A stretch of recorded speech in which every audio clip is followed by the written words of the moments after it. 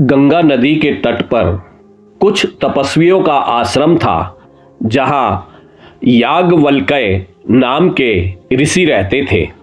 एक दिन वो नदी के किनारे आचमन कर रहे थे। उसी वक्त आकाश में एक बाज अपने पंजे में एक चूहिया को दबाए जा रहा था, जो उसकी पकड़ से छूटकर ऋषि की पानी से भरी हथेलियों में आ गिरी।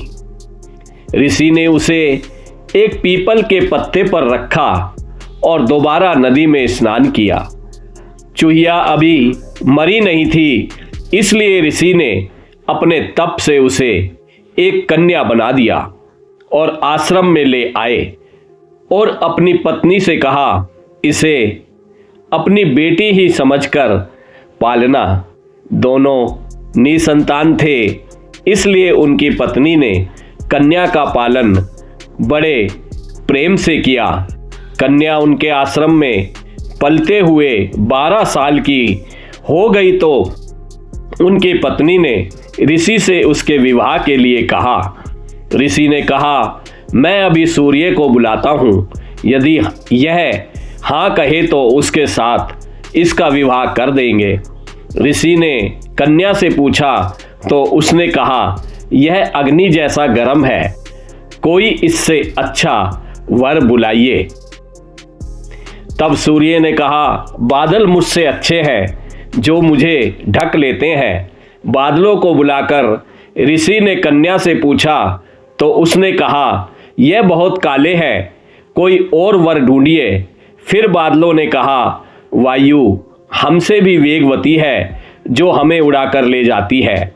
तब ऋषि ने वायु को बुलाया और कन्या की राय मांगी तो उसने कहा, पिताजी यह तो बड़ी चंचल है, किसी और वर को बुलाइए।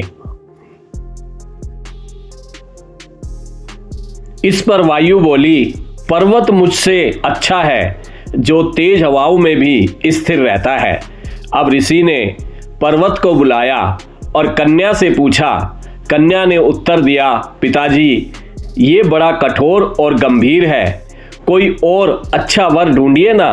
इस पर पर्वत ने कहा, चूहा मुझसे अच्छा है, जो मुझ में छेद कर अपना बिल बना लेता है।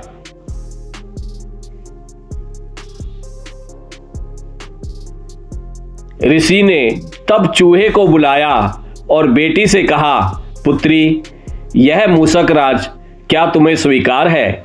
कन्या ने चूहे को देखा और देखते ही वो उसे बेहद पसंद आ गया।